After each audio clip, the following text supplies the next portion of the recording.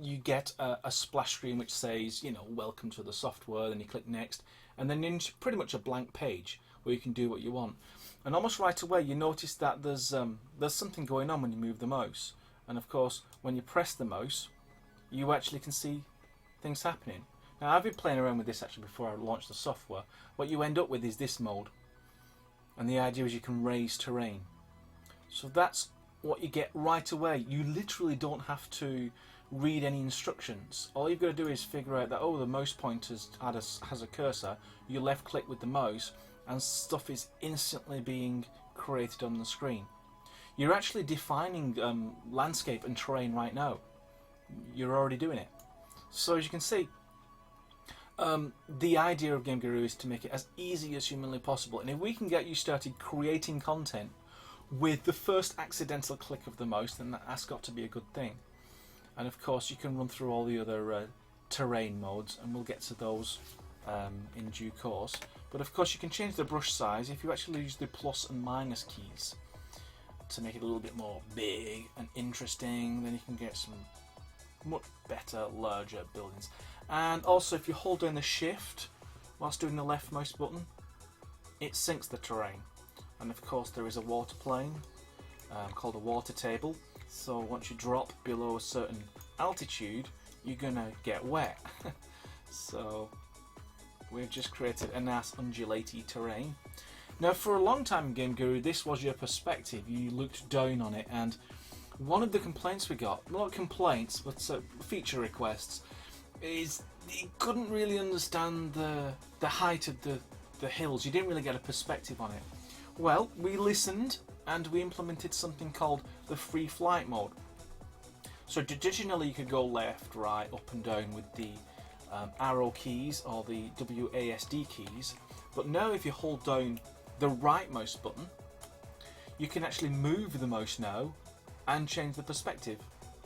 So I can zoom in with the W key, so move forward, and now you get a much better perspective of the various heights. And you could say we've kind of joined the rest of the world in terms of editing in three-dimensional perspective.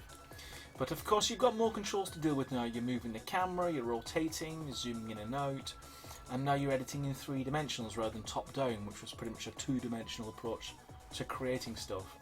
But I think people could get used to it. I think it's pretty useful. It's definitely super helpful to understand heights. So I'll just show you a couple of other things. If I just do what I did before and raise a bit of a hill, much easier to do it from this perspective. There's another feature called flatten. So it finds that whatever the centre of this circle is, it actually keeps that level. So if I cut through there, you can see it's flattening it, and if I go up top of this hill, then it's going to use that height. And there's this other one here that remembers the last height you was on. So if you click that and then go somewhere else, let's say you wanted a valley, this was one half of a base and you wanted to get to this height. How do you get that height exactly over here? Well, because it remembered the last height you painted, just make sure you're in this mode, which is called level mode, and just click. And you'll notice it's exactly the same height as that one. So that's what that's for. It's good for creating some consistency within your level. And you've got this one, this is pretty cool, a ramp mode. Just click and hold, and then you drag to wherever you want the ramp to finish, so say there, and it creates a ramp from there to there. And of course it gets a little bit rough around the edges. You've not got infinite density in the terrain geometry. So this one is called blend mode, and you can smooth out those edges. You can keep it rough if that's what you want for your terrain, or you can make it nice and smooth. And so those covers the terrain shaping mode, and we're constantly evolving this terrain sculpting system. We're starting with something simple, something that I think you absolutely need just to get anything on the screen. But as we evolve it, we're going to be adding more terrain sculpting tools as dictated by the community. You know, if everybody wants to see randomization, so you can paint random undulations on the terrain, that's what we add next. Even though there might be more sensible things to do from our decades of experience creating game creation tools, that's by the by. If you say you want such and such, add it to the voting list, you vote for it and it gets to the top, then we're going to implement it. That's sculpting. There's a little bit of painting functionality as well. So as you can see, it's all pretty much grass, green grass. But if you click this one, you can actually paint paths. So I could adjust the brush size and draw a path up to the top there. Maybe a little bit of a stony area there. And then you've got these other brushes. So this one's sort of like mud. And then you've got sediment, which is sort of it's more of a mossy sort of texture. And then you've got this one, which is rock, and that's just this. And there's something else you'll notice with the terrain. If I raise the terrain and keep it raised, watch what happens. You see, the green's going away, and you're getting this sort of rock. The terrain will automatically figure out when the terrain surface direction is now facing sort of a lateral direction rather than up, and so it will add the rock to sort of create that extra texture. But this is the same texture, so you can paint it on manually if you want. I could just paint the whole thing as a rock if I so desired. And the last one, it's the clever one. It looks pretty crazy here. It's just this lime green shade. But when you're actually in the game, it will convert all this to realistic geometry grass. And it's a vegetation system, so it's infinite vegetation. You can paint the entire world with this stuff, and then the engine will take care of figuring out what to render at what quality level, etc, etc. And so that completes the sort of terrain, and I've just been dropping things down randomly, and as you can see, it is very much that. It's just some random construction. But already it's sort of like anybody could do that. You know, anyone could just click these buttons and use the left mouse button and then paint this. But to actually go into, say, a 3D modeler, try and create it, that would be very difficult.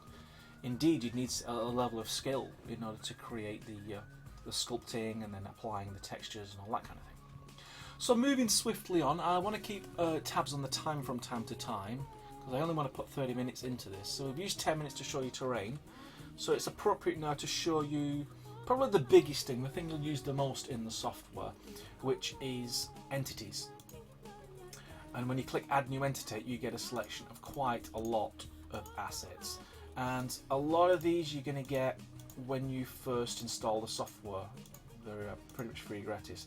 The folders I can tell you right now which you wouldn't get is Buildings Pack, Death Valley, Fantasy Pack, and the 3 Mega Packs. Those are actually DLCs, but they install into the same root structure. So once you've installed some assets, you'll be able to get at it from anywhere. But before I delve into that, because I'm very familiar with that, if you wanted to sort of learn about all the different aspects of Game Guru, this is where you go. You start here, and you start at the top. So if you watch each of these videos in turn, it will basically walk you through the entire software. Sort of what I'm doing, but but sped up and with much better video editing finishes. So go through all those, and you'll be pretty savvy on exactly all the features you can use in the software. And this, if you don't want to just start with blank maps, you just want to play a couple of games that have already been created for you, then you can load all these. The single player games, you can play them and get to the end and win and lose. Multiplayer ones, you can load them and run around them, but those are really designed for playing with your friends. So you've actually got death matches, and you get all your friends together, you can have up to 8 players, and then you can pick up weapons and just try and survive. And they are complete, you know, they've got all the weapons built into them. You just have to get some friends, pick a multiplayer map and start playing it. It's as simple as that. And if you, like I said, if you want to go further, there's DLCs you can get. You can also go to the store and learn about that. So that will take you a while to get through that. So it's a great place to start if you're looking at Game Guru for the first time. But believe it or not, this is not my first time at Game Guru, so I'm going to add some entities. I'm going to add some buildings. As you can see, there is a lot of similar style buildings. That's because when you're doing a game, you want all your graphics to have a certain theme, so they actually work well together.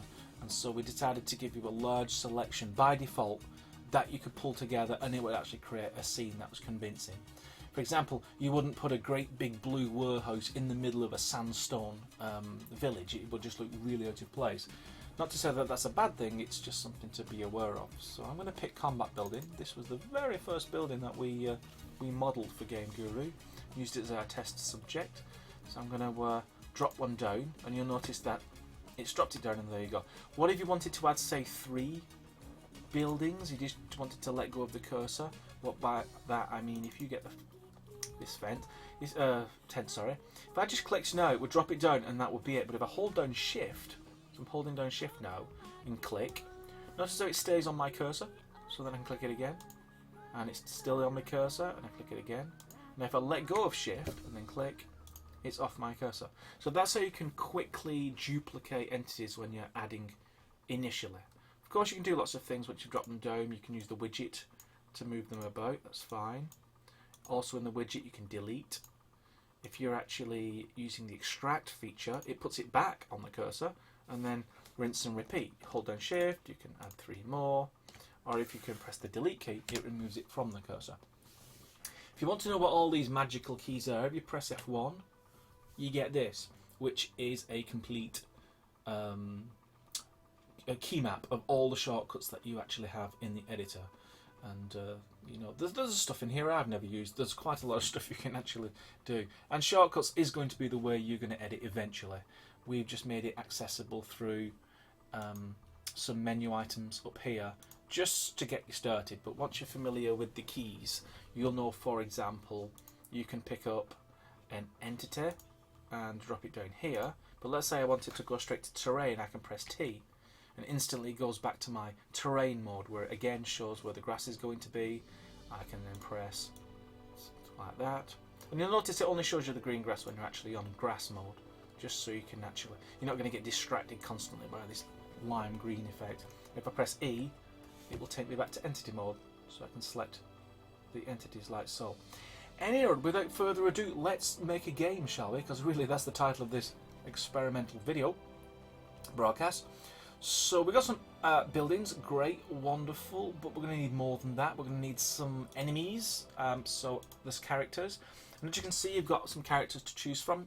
Again, you've got quite a lot that will fit nicely into the sort of a sandstone, deserty theme. So we've got characters that do different things. You've got, they're all uniformed appropriately, but then they've got different things. Like these guys that will have a pistol. This guy's a rocket man. And this guy is holding a shotgun, and there's some Uzi guys, they'll carry Uzis. You'll also notice that you've actually got, in brackets, defender, defender, defender. That means they'll behave differently. If you just drop one in without the defender bracket, they'll just run around and try and wipe you off the map. But a defender will kind of stay put, he'll duck, he'll keep his position, and he'll defend from that position. Until you get too close, and then he switches to a default behaviour, which is, you know, self-defense. He'll try and run away or shoot you, or both. And you got shotgun soldier as well. He's pretty cool. So I'm going to drop in, say, the shotgun guy. I like the shotgun guy, and we're quite far away. So again, we'll hold down right mouse button, and so we can zoom in. Holding down Shift will accelerate. You can move slow. If you hold down Shift, you move quick. So that's pretty useful. So we'll drop in a guy here. We have another thing, a third thing. You've seen terrain, and you've seen entities, but what you've not seen is waypoints. And waypoints is pretty cool. If I click this one, create new waypoint, it's this little yellow dot. Well, that's the node, that's the start of a waypoint. So if we drag it near the character, then hold down Shift and click the yellow dot, we get another little satellite dot, but we can drag that. And effectively what you've done, get a bit closer for you. What we've actually done, we've created a path from A to B. And because we've put a character near A, the AI is clever enough to think, well, you probably want him to walk up and down, and that's exactly what he's going to do. Of course, he'll abandon this path if he actually sees a real target, because he's got a weapon and he's an enemy. He's going to try and chase you down. But if you're in the distance, then he'll patrol backwards and forwards. That's the idea. So let's add another character. Let's make it really interesting. Let's put a rocket guy over here somewhere. So if you actually come around the crest of this building, he's going to see you, and he's going to fire a rocket at you. So those are some enemies. Now let's go back and have a look where we're going to start our game. Let's say we start over here, relatively safely. So we're going to start there. Let's zoom down a little bit. And you want to start with a weapon. Now there's two ways you can do this. You can actually go to entities again and go down to weapons, and here you've got a nice selection of weapons you can choose from. You've got melee weapons like hatchets and swords. You've got projectile weapons like rocket launchers and bows and crossbows. But then you've got your traditional modern day weapons, your shotguns, your Uzis, your pistols, your magnums. So my favourite weapon at the moment is Uzi, so I can drop that on the floor. You're going to need some ammo, you wouldn't get very far without some bullets. So you'll notice the little bracket which says what the ammo belongs to, so that's Uzi. Again, we hold down shift so we can make duplications. And I'll drop down a couple of ammo pieces, thanks very much. The last one, let go of shift, drop that down. So in theory what you're going to be able to see is we'll start the game, we collect some guns, we collect some ammo, and then we run all the way over there and shoot these two guys. But what's left, the final thing, is sort of how do you win the level? And we're going to make this pretty obvious. Let's say you have to get to this shrine, and you know it's a shrine because we're going to actually put some rocks. So here we go. We get some rocks. So we'll drop these down. There you go. That means it's a sacred shrine. That's all we're able to say, but how do we actually tell the game that? Well, there's this tab here called markers. We get the start marker from it, but you can get lots of other things. For example, we can put a nice yellow glow around the shrine, so that will be in the game, it will glow. But here's the important one, win zone. As you can see, it's this little shaded area. You enter this area and the game knows you've actually won. But it doesn't quite fit, but if you notice the little yellow dots, we saw them before with the waypoint. Well, it works exactly the same way. Click and hold, and you can drag them. And essentially, what it means is if you enter this area, then you've entered the shrine. And because it's already attributed to a behaviour to say, if you enter this, then win, then you win the level. Now, there's a feature here called test game, where you can actually test the game. You won't actually win the game because it's just one level. In order to have this make sense, you would do several levels and then chain them together to form a complete game. And this win zone would take you to the next level. And then when you get to the end of your level sequence, then it would say congratulations, you won the game. And all this is built in. You don't really have to worry about how it does it, it just does it. So there's our shrine at the end. You've got to get through these two guys, and that's where you start. And what's very important in level design is give people an idea what to do. It's all very well just dropping it down, we know what's happening, but your user, the person who's playing the game, doesn't necessarily know this. So what I'm going to do to make sure it's absolutely clear is a rock path, kind of like the yellow brick road. So I'm just going to make a path, just drawing it on this. This is very crude, by the way. Don't think this is going to be on Steam as a finished title anytime soon, and nor should it. If everyone took no more than 15 minutes to actually create a game, people would get sick and tired of playing games because there'd be too many of them. So there you go, that's pretty elementary. You start here, you follow the path, some enemies, lots of Uzi ammo, so we should be okay, and then we can get to the end. So that looks pretty cool. I think let's try playing that. But before you do anything, always a good idea, save what you've got. And when you save, it also remembers what you're looking at on the map editor. So if you're going to load in lots of different levels and you know where you are, we can actually have a glance and we can see all that. So we'll do save as. It puts you in the map bank, so we're going to give it our own name. So let's call it Lee's first level. And then we'll save that. Okay, cool. And then what we're going to do is do a test game. I should make sure I've shown you everything. Okay, I'll tell you what we can do as well. Sound zone. Remember win zone when you go into it and you actually complete the game. Let's say if you actually go through this area as well. So we'll zoom in. And we've got a passing point like that. And let's have a look at some more scenery, just so we can make it important. Here we got a gravestone overgrown, so you got this, but it's kind of quite small, isn't it? I was thinking it would be a bit bigger, but that's not necessarily a problem because look what we can do. We can use the widget again, and you've seen position, that's moving it around, but you can change the gadgets to rotate, which is also pretty cool. You can rotate it around, but the scale is the one we want, and what we want to do is make it bigger. So we do that. But in order to make sure we get the exact same size, just extract that. It keeps the size. Hold down shift so you can duplicate. So we'll do it once here. Hold down shift. and then the second one, we'll just click it down without a shift, and then it releases it from the cursor. So now it's going to play a sound when you walk through there. That's another kind of trigger zone. So I'm going to save that, save early, save often, and we're going to do our test game. So just checking the clock, 25 minutes. So it's going to build the game, it's going to build on the mechanics for the game, and whilst it's building I can have a look at the messages, if there's anything urgent. Okay, doesn't seem to be any question marks in everything I can see on the comment section, so that's good for me. So here we are, we're in our test game. This isn't a finished game, remember, this is just we're going to test the level out. So we can see our tents, we've got the monoliths in the distance and they're building them further, but you probably noticed right away, yuck, what's going on in the distance. That yuck is actually a feature. If I press tab twice, you get access to a whole myriad of visual tweaks that you can do. And you'll notice that bloom has been set quite high, but look, depth of field intensity is also quite high, which is what's blurring the distance. If we set depth of field intensity to 0, come back into the game, look, you don't get any of that yucky blurring. So it's up to you when you're designing your game at what level of blur you want. I mean, that looks quite good. Let's tone down the bloom a little bit. There you go.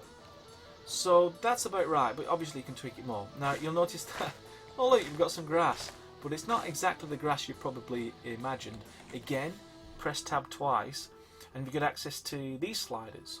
And sliders is how you're going to control all the... You can drop things down, but how do you then refine what you've created? Well, we can increase the number of vegetation. Remember, you know, you are a game developer now, so you've got to be aware that as you add things, as you increase qualities and stuff, you are going to impact performance. And it's up to you to sort of gauge how much you can throw in before you're going to upset your low-end, you know, your minimum spec users. So you can see there's now more grass, but let's say we just want more coverage. Well, one easy way of doing it is this slider, because that's quantity, but this also controls how much of the grass you actually see at any one time. So we'll ramp that up to 100, so that will render the grass further off into the distance, and we can fill in the gaps just by making the grass wider, like so. It takes a while because this is infinite vegetation, so it does a lot of pre-calc in order to... Oh, that's quite a big graph, let's drop that a bit. It does a lot of pre-calc, so it's fast when it's in the game, but the generation of it can take a little while. And so you've now got a lot more grass. And if you wanted different kinds of grass, you just can change the type. And as you can see, I've got quite a lot to choose from. So I can choose grass 1, grass this, grass that. I actually quite like grass 1. Let's, there you go. So it's as simple as that, really. You know, you can just play around with them until you get something you like. But without further ado, let's collect music. Yes, and all the ammo. So, excellent. So our Uzi works. And we got a guy over there. You can see him walking backwards and forwards. He's following his waypoint. Because we're too far in for him to worry about us yet. So he's just quite blithely walking around with nothing better to do. You've also noticed the bullets come out of the gun. Notice it's proper physics. So it bounces off objects and fades out after a while. Performance up. So we're going to hear a sound. See that click? You can actually replace that with anything you want. Shotgun guy has seen us, so he's going to come and have a conversation. Obviously I could shot him 15 times about that. But the shotgun guy is a close range guy. A shotgun's great at close range, so the enemy knows that. And here's another thing, you can hear the beating of the heart and the red flash in the bottom right. That means you've actually got low health. And you can actually drop down health packs, and you can actually increase your health. Or you can configure the play to automatically regenerate their health. Now that heartbeat is going to really wind me up after a while, so I'm just going to either be killed or kill. So this is our rocket guy. He's quite efficient at what he does. He fires rockets at people. You can see here there's some shadow on the floor. You can actually control the intensity of that shadow. You can have none, or you can have a lot of shadow. And it's all real time. Everything you see now, right now, is real time. But you've got a light mapping mode. Press F1 through to F4, and it will light map the entire scene and pre-bake the lights. So right now that shadow is in real time, but if we pre-baked it, it would burn it into the scene and your performance would improve as a result. And there's other benefits as well you get from light mapping, which I'll probably cover in a future video. Now, I'm not going to let him kill me this time, but I'm not going to use a shotgun, because basically, he had a lot of rockets. Basically, the dynamics for a gameplay is you have short range, always after them, short range weapons, medium range weapons, and long range. And sometimes it's a good idea that short range versus long range, because when you get close to him, he can't shoot you because all this stuff is long range. That might have been true because a rifle, like a sniper rifle, but this guy has a special suit of armour. He can shoot a rocket point blank, and after the explosion, he'll survive, you won't. So really that mechanic doesn't work. So a medium range weapon works in that particular case. So now we've dispatched the enemy, we carry on along the road. And if we run through into the shrine, then we're going to win the game, and you get a little prompt. In fact, I can show you that now. Think. Level complete triggered. Now in test game, that's all it does. It just tells you that you've actually got to the win zone. If you chained levels together and made a standalone executable, then you would actually move to the next level and so on until you get to win the ultimate game. Now, I'll just show you one more thing whilst we're in test game, which I think is pretty cool. We'll put the weapon away. And now if we press F9,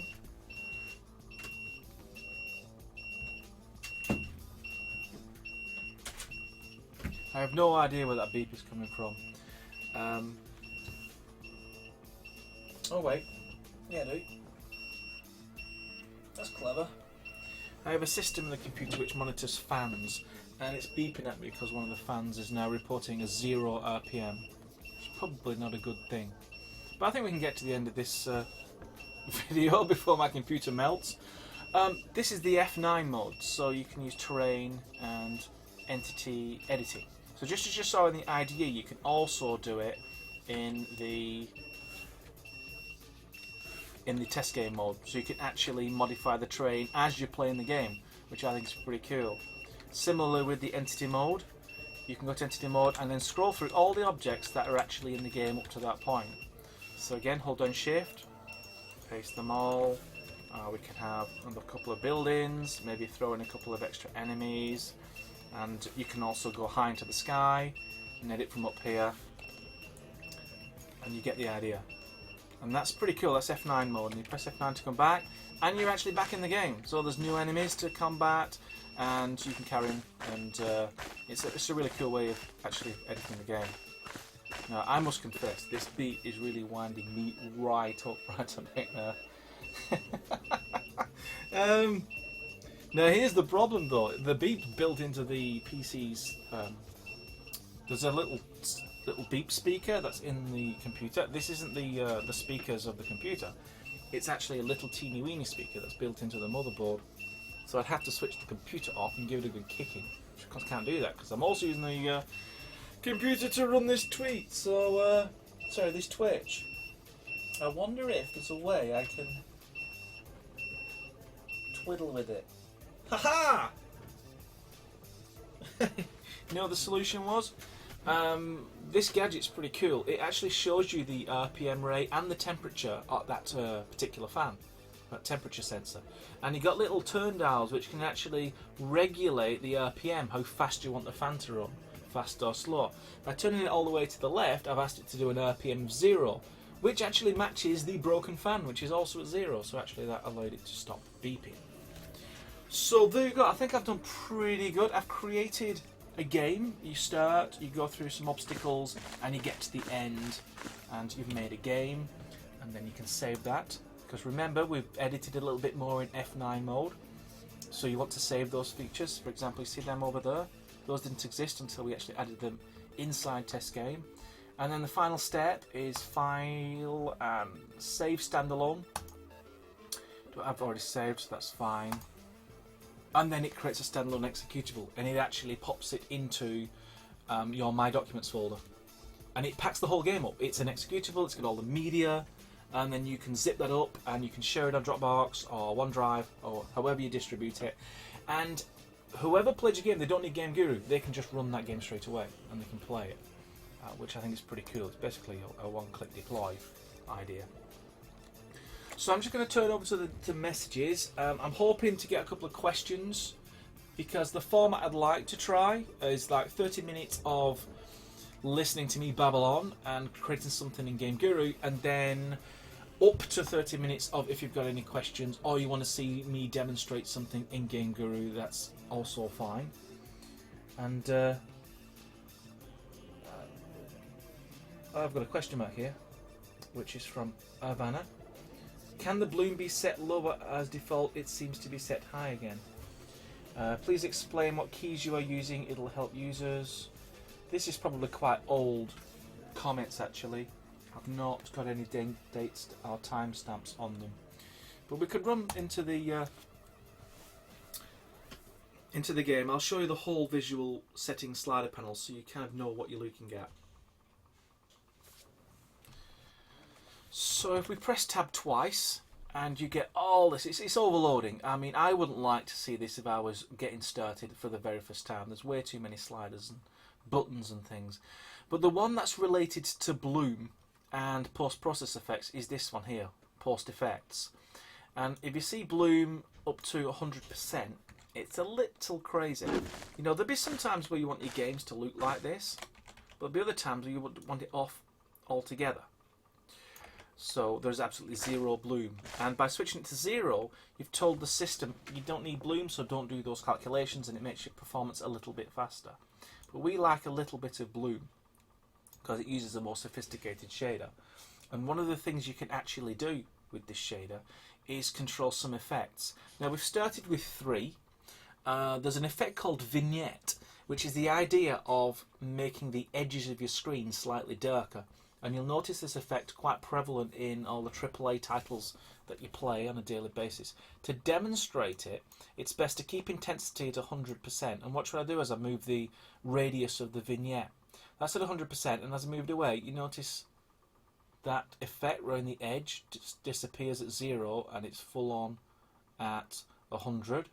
You can leave that sort of that width of the vignette and then just make it a bit more subtle.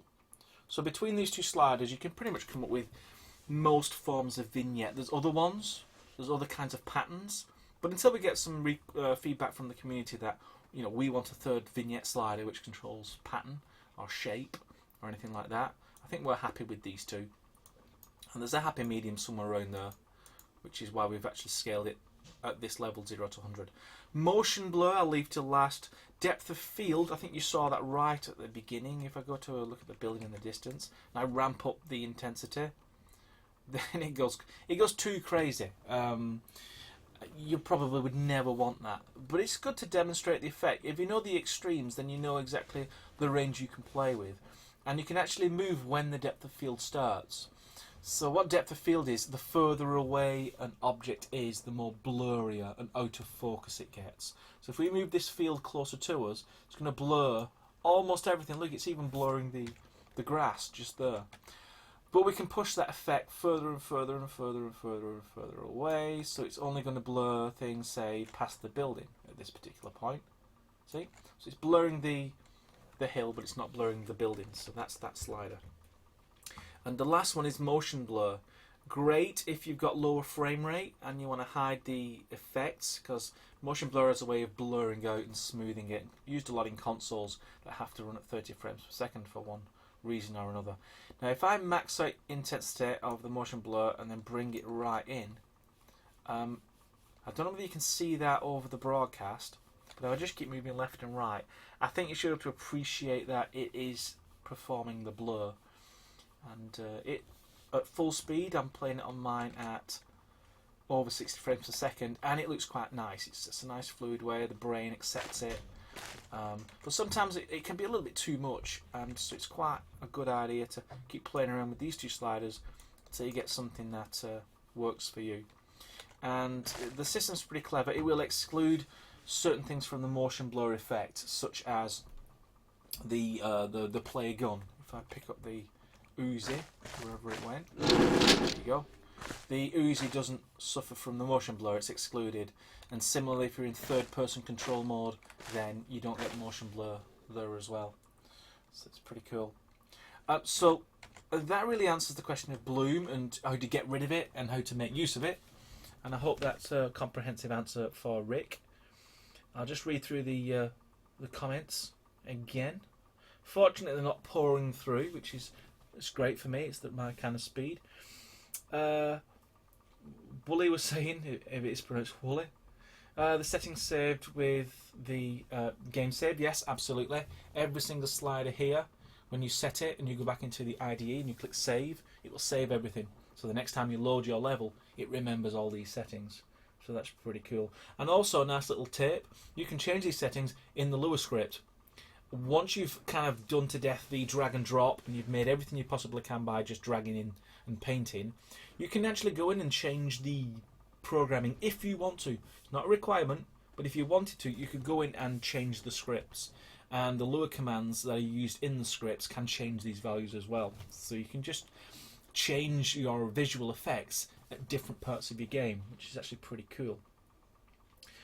Okay, any more questions? I'll look just for the question marks. That means I can skip through the comments really quick. Are the settings changeable programmatically? Wow, no, there's a prediction. Yes, as explained. Yes, within the scripts. Oh, it looks like everyone's answering my questions for me. How cool is that? So maybe I actually don't have to look at these comments boards in the. Thinking of doing another Twitch broadcast tomorrow, covering a different subject. I think we'll call this the easy stuff, the 101, and then maybe we'll have a conversation, maybe on one of the forums about what subject you'd like me to cover tomorrow, and that'd be really fun to actually do something a bit different, maybe a little bit challenging, not too advanced mode, but certainly off the reservation a little bit. You're working on performance next. How do you plan to improve the FPS of the engine? Aha! Well, we had a really great idea, actually. Currently, the engine's written in Basic Professional, and it's been pretty good for its time. It produces pretty neat assembly. Not the most efficient, but it gets the job done. We're only losing about 10% or 20%. Because of all the extra safety checks that have to go in to make sure that you don't go out of bounds on array accesses and things like that. For a long time we've wanted to change that status quo because it's a lot more elegant to work in C++, and so we've had this really crazy idea of converting all 75,000 lines of code into a direct C++ equivalent, keeping all the functionality, keeping all the DLLs the same. All that changes is that core loop, the loop that runs as fast as it can as the game is running, and we're going to convert that into C++. That will give us an extra 20%, I don't know what the percentage is, probably around 20%, immediately, without doing anything else, apart from changing that core loop. We'll get a performance boost, and that will work across anybody's game. No matter what graphics you've added to your game, you will get a performance increase immediately. And then the best news is that because now we're in C++, it gives us access to a lot of very cool and powerful optimization techniques. The biggest one that most people will be familiar with is Encore, the idea of running your processes across multiple threads. So if your computer has 4 cores, we can spread the work across more processing power, and it means the game cycle complete quicker, which obviously means you're going to get more frame rates. So instead of running at 60 frames, you're going to run at 90 or 100 and whatever it is. So using threading is going to be a great help to us, and we've already identified certain areas that will benefit greatly from threading, such as AI. The upshot is you could drop in 30, 40, 50 enemies into close proximity, and because they're all spreading that work across many, many cores, it doesn't slow the frame rate down. And another area that you'll be pleased to hear, you see this little slider, occlusion? It does actually work, this occlusion. The problem is it submits so many polygons to the occluder mask.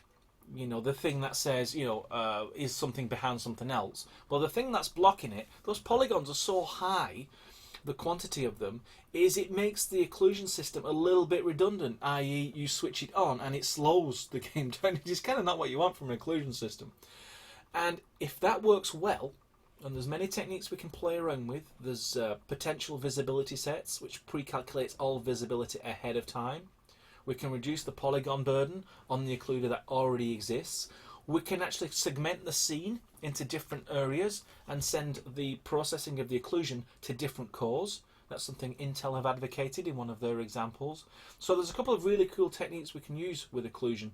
And the upshot is it only renders to the screen what's absolutely necessary to be rendered. Right now in Game Guru, if you actually stand on a cliff top, look down at your village, it will render the whole village. It will render everything inside the buildings of the whole village. It renders absolutely everything. Great for smallish or medium-sized levels, but when you start getting larger and larger levels, you really need that occlusion system to be top-notch, and that's one of the things we'll be looking at. So those are just a couple of the headlines. There are plenty of other things that we're going to get our heads stuck into. We're not setting a deadline on this one. Our deadline is when it's really, really fast. That's green light. That's when we know we've succeeded, when it's very, very fast. So I think you'll be very pleased with the next major update, which will be the result of our performance work. So hopefully that gives you a little bit of a sneak peek of what we're actually doing right now, apart from doing Twitch broadcasts. Let me just scroll down. Asked about third-person mode. Can you quickly show that? How that's done? Yeah, absolutely, no problem. We've got 15 minutes of our experimental broadcast left. Just to show how easy it is, I'm not going to change this level. We're just going to turn it into a third-person game. How would you do that? It's very simple, actually. Go to and find your start marker, the big green arrow pointing in this direction. Go to your entities, add new entity. Go to the fantasy folder, pick one of your wizards. So I'll pick this regular old wizard. Watch what happens when I drag this character near the green arrow. Attach for third person control. Now the idea is the green arrow on its own represents first person, but by adding a character, it's sort of a visual way of describing this is how you're going to make third person control. Because it kind of makes sense when you think about it. You've got a character, you drop it onto your current control system, I want to now control that character. And hopefully we can do more intuitive things like that. So you don't have to figure out extra properties and learn where that particular button is. We want to make it visual. So like I said, you just click it on, see how it moved, and now it's one thing. I can move it around, and it's now a third person start marker. So when I go to test the game again, the engine says, you want third person control this time because you've actually added a character onto the start marker. Now I must point out that in the current version 003, you can only use the wizards, because the wizards have extra animations for things like jump. We didn't need a jump for characters really up to this point. So a lot of other characters don't have a jump, and so it would look quite strange if you tried to drag a character on that didn't have these extra animations. But rest assured, pretty much all the other animations are available, and even to some degree we do have a jump. It's more of a leap over an object, but it can be kind of fudged into a jump. So in a future build, perhaps after the performance work, we'll be able to drag any character onto the start marker, and so you could make a third person out of any character that you've got in your asset collection. So I'm walking, I can run, I can jump, I can fire fireballs, and also you can see yourself. If we actually run to here, and you notice you've got camera collision, so the camera won't penetrate objects. Heavily inspired by the sort of the modern third-person control and the camera systems that you actually get to see in other games. So that's kind of how it works. For example, in Grand Theft Auto 5, it will just instantly switch to that perspective. It's not the only third-person control system that's available in all the different games, but this is the one we were quite happy with. You can actually see all around the character, which is pretty good. You get maximum value for your character. Characters take ages to create, by the way. I mean, most of them take at least a week, probably 2 weeks, and then with the refinements and stuff, longer. It costs a lot because people who can do good characters know it. Charge the air. But we're okay with that. You know, we want lots and lots of characters. We're going to make lots and lots of characters for Game Guru in the months and years to come. And if you actually press fire when you're actually looking at the camera, watch what happens. Instantly turns around. Also, if you're looking at the camera and then you right click to sort of zoom, then it moves forward again. We're going to add a few more controls for that, so when you actually zoom, you maybe move the camera or the depth of field or something like that. But you know, literally that's how easy it was. I just noticed the shadow, it's a bit crude. That's because if you look at the tab sliders, see the shader options? You've actually got it's set to medium, low. That's kind of the default. That means if you've just installed Guru for the first time, but you're on a laptop or in a low-end system, you're not going to get some horrible chuggy test game. You're going to be able to play the game at a proper speed. But if you've got a nice graphics card, or you just want to see what it looks like at top quality, you can set terrain to highest. And look, you've got a much better shadow now. Nice little shadow map. And also similarly with Entity, we set it to highest. Then there's a lot more lighting going on the character. And it's same with the grass. Look at the grass now. And watch one actually ramp it up to top.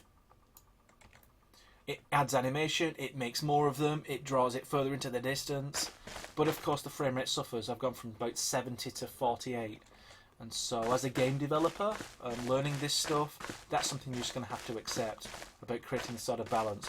And our job, the game creators, is to keep accelerating the engine so you don't have to make those compromises and you can actually switch everything to maximum and it runs great on laptops. You know, we think we can do that. I think, you know, the modern laptops which run on at least the HD 4000 integrated, you know, those are pretty decent 3D performers. And because we're snug and safe in DirectX 9C, we can have access to a lot of performance gains because, you know, we're not taxing it with all the latest greatest things like geometry shaders and shader model 5 and stuff like that. So we can squeeze some more performance at the current moment. So hopefully that answers the question. I'm just scrolling through. We've got less than 10 minutes left. You placed a sound trigger, but nothing seemed to happen when you crossed the trigger. Sure, I can play it again.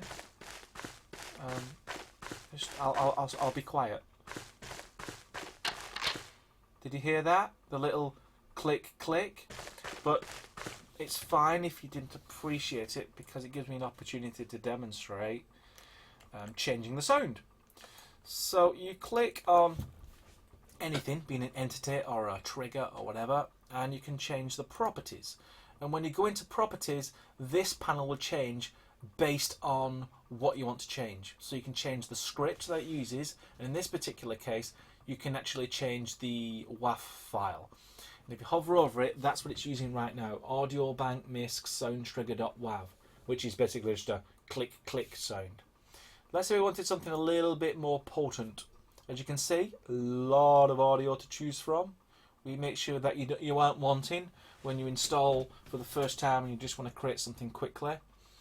And we're going to keep expanding this asset. We're not just going to say these are the stock ones and now you have to buy everything else from the store. We want to add this all the time. So when we make new official store items, we want to add that to the core, you know, samples to the core assets. When we make new DLCs, on the rare occasion we have new DLCs, we'll grab some of those assets and drop them into the core products as well. You know, maybe for tasters, so you say, you know, you've tried these 5, now go and get the other 505 or something like that. But it's just so you've got lots of choice. You know, people who install it for the first time, you want to be able to pick a bit of everything. So let's say we're going to zombie grown male. So we apply changes, that's very important. And now the sound has been changed, so I'll just show you that. If we hover over it, it now says audio bank zombies zombie grown male.wav. And now we can click test game. Now the idea is as soon as you cross through the totem poles, you should hear a zombie groan. And there's no reason why you can't create your own WAV files, drop them into the audio bank folder, and then use your own sound effects in the game. That's, you know, I would expect that actually pretty quickly having started using Game Guru. Now I'll be quiet for a second so you can hear this.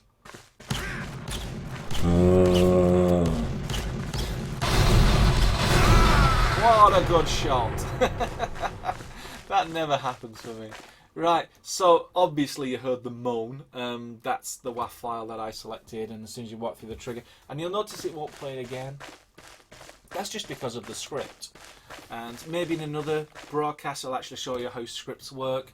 how you can change them very simply for the layman, so you don't have to know how to program. I can just show you how to do little tweaks. So if you wanted to keep playing the sound every time you cross the threshold, that would just be like a little teeny weeny change.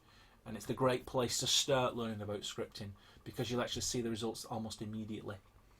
So that's trigger zones, kicking and screaming and working great. Got about 5 minutes left, so let's just burn through the last of the list. I think I heard gun clicks. Yeah, that's right, it was a gun click sound. Missed the path marker. Can you show that again? Sure, absolutely. I'll go back into the IDE. And if we go back to top down, that's a little trick. If you press F, you go to the last free flight mode. But if you press G, it actually takes you to the top down. Because there's many situations where you actually do want to use top down, and the waypoint system is one such example. So we've got a waypoint there. Let's want to make another one. So I'll just click the create new waypoint. So you click that. The little green, I say it's a green dot, it's actually a lovely star. 2 crossed polygons for the technically minded. And then what you can do is drag it around. I want to start it here or there. If you hold down shift, this is the clever part, hold down shift and then click it once. Notice it spawned a little thing. Now if I click that, hold down shift and click that, it does it again. Hold down shift, click, does it again. And it even inserts stuff. If I hold down this, which is now in the middle of, if I hold down shift and click that one, it actually spawns something for the middle. So click it again, spawns it there, click it again, spawns it there. So you can actually create as many nodes as you want, and you can have it go all over the place. And the idea is you can drop a character in at any node. Then the script has been instructed to scan all nodes in the game, find the nearest one, and that's the one you start from. And then each descent wants to move just based on providence, really. But you could reverse it around if you wanted to and start in the other direction. See, I'm entirely up to you, and that's the fun part, really, creating that. So that's how you create waypoint nodes. You can delete them simply by holding down shift and the right button. That will remove it, and if you keep going, you'll eventually be able to delete the whole waypoint, and then you can create it again if you wanted to. That's kind of how that works. Hopefully that was a good answer. I think I'm doing really well. I've run out of questions and only 3 minutes to go. So I think I'll close up this particular broadcast. Very, very interested to find out your feedback. I want it to be helpful, which means it's got to be digestible. So if there's anything you found quite annoying, maybe the music was annoying, maybe my voice is annoying, maybe my content presentation is too slow, maybe I'm rushing through it too quickly, maybe I'm showing the wrong things, maybe I'm stating the bleeding obvious. So please let me know. It's the only way I'm going to be able to make this a better experience as more people come and join and check out these live broadcasts. But yeah, it's been pretty good fun. I thought I'd have something to, I think, run out of things to talk about after about 20 minutes, but I should never have worried about that. It is me after all. I can witter for whales. So any more questions you have? 1 more minute to ask a great question. Please don't ask any questions, because we can close down exactly on the hour, which is always very cool. But thanks very much for your time. I think it was a massively successful experimental broadcast. I'm going to collect feedback from the team. Ravy was here in the house, so he's going to tell me off for all the things that I did wrong, and then we're going to improve for tomorrow. I'd also like to find out, what would you like to see? And because this is still sort of an experimental Twitch, ask away. What's the one thing that you're really puzzled about Game Guru? What would you like me to demonstrate? Because I will demonstrate it to death. So yeah, let me know what that is. And if you don't send it, then I will make up something that I think is particularly interesting, and it will probably be very geeky as well. So it's 1 minute to go. I am now going to close down this broadcast. And like I said, feedback super welcome. Glad you enjoyed it. I've just been reading some of the posts. Seems like you liked it, which is great. And I'll see you again this time tomorrow. It'll probably be the same time, 6 p.m. British summer time. That's a GMT +1 for those on GMT time. It's also 10 a.m. in San Francisco and 1 p.m. in New York for international viewers. and I'm going to have a quick look at the stats now to see how many people flooded in, and maybe I'll share that on one of the posts.